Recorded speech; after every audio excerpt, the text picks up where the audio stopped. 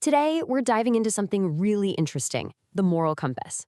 But specifically, we're looking at how timeless wisdom gets a 21st century update in modern Islamic fables for kids. We're going to see how these simple, powerful stories teach big ideas like resilience and compassion. Let's get started. So, let's kick things off with a big question. In a world that's just buzzing with distractions and information overload, how do you actually hand a child a moral compass? How do you teach foundational values, things like kindness, faith, and inner strength, in a way that genuinely sticks? Well, for this explainer, that's exactly what we did.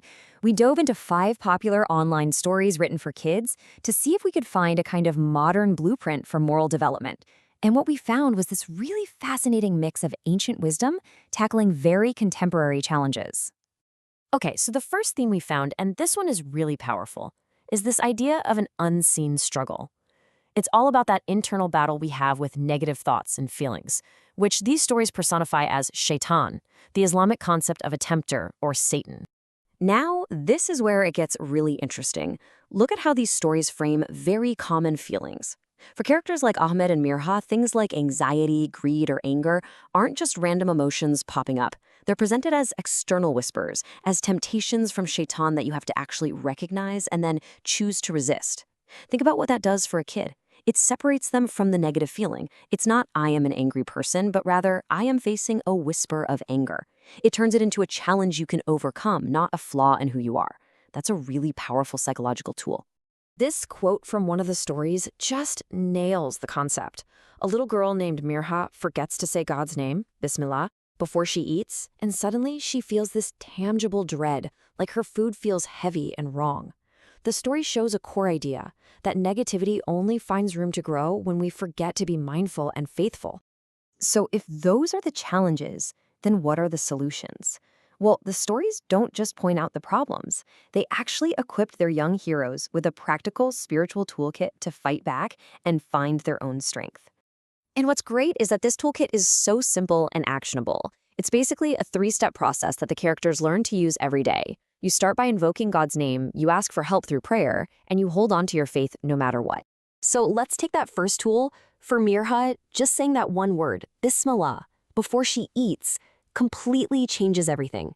The fear is gone, that creepy presence disappears, and she just feels peaceful. The lesson is so clear. A single mindful phrase can be like a powerful shield.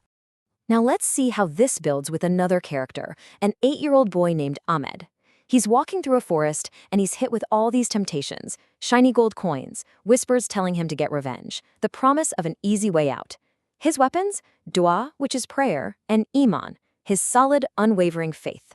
This is the key piece of advice his parents give him, and it turns out to be absolutely true. Every time he gets scared or tempted, he says a little prayer, and his trust in God acts like a light that just pushes the darkness away. So you see, prayer and faith here aren't passive things. They're active forces you can use. Okay, so we've talked about the internal battle, but these stories make one thing crystal clear. Faith isn't just about protecting yourself. It's about how you show up in the world. It has to translate into real-world compassion and good deeds. This idea is captured so perfectly in the story of a hunter. Picture this. He's been out all day, he's got nothing, he's frustrated, he's hungry. His entire world has shrunk down to one single goal: catch that dove so he can eat. And he does it, he catches the bird, he's about to kill it, and then it speaks to him.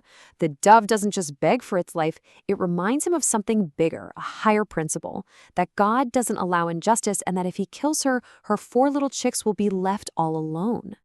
And wow, this moment is a total game changer for him. The dove's words awaken his conscience. He doesn't just let the bird go, he becomes its protector. He cleans its wound, he takes care of the mother and her babies, and he even promises to protect all the birds in the area. His internal faith becomes something you can see, something real, through his actions. There is another story that uses this really beautiful metaphor of Jannat ki mitti, which means the soil of paradise. A young boy named Ali is told by his grandfather that you don't find this magical soil somewhere, you have to grow it inside your own heart by having good character. So Ali goes on this little quest, right? Not for some epic treasure, but to earn this soil. And he does it through these small, everyday acts of kindness. He shares his water, he helps an older person pick up their dropped things, he bites his tongue when he's angry. The lesson here is so simple and profound. A good heart isn't something you're just born with. It's something you build, one small, positive choice at a time. So how does all of this come together for a kid living in the modern world? Well, our last story about a boy named Shanawaz really ties it all together perfectly. It shows how practical, real-world wisdom and spiritual trust are meant to work together. Just look at this table. It lays it out so clearly. Before his parents leave him home alone, they give him two sets of rules. On one side, you've got the practical stuff. Don't open the door for strangers, stay away from the stove. Total common sense. But on the other side, they give him a spiritual shield, a specific prayer he can say if he gets scared. The message is brilliant. Faith doesn't replace common sense. It supports it. It strengthens it. They work hand in hand.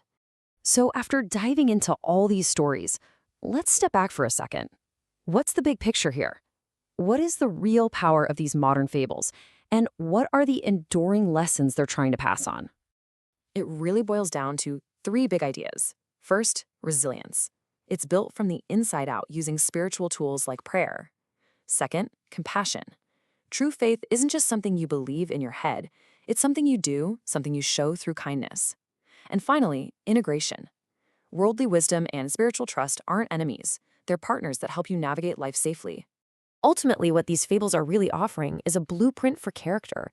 They teach this incredibly powerful and reassuring lesson that a child's small, everyday choices, saying a simple phrase, sharing some water, listening to a safety rule, they aren't insignificant.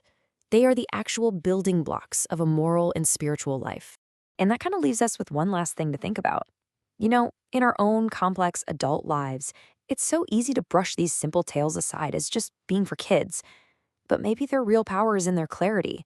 They're a reminder that good character isn't built in one big heroic moment, but in the thousands of small, consistent choices we make every single day. The real question is, what choices are building ours? Thanks for joining me.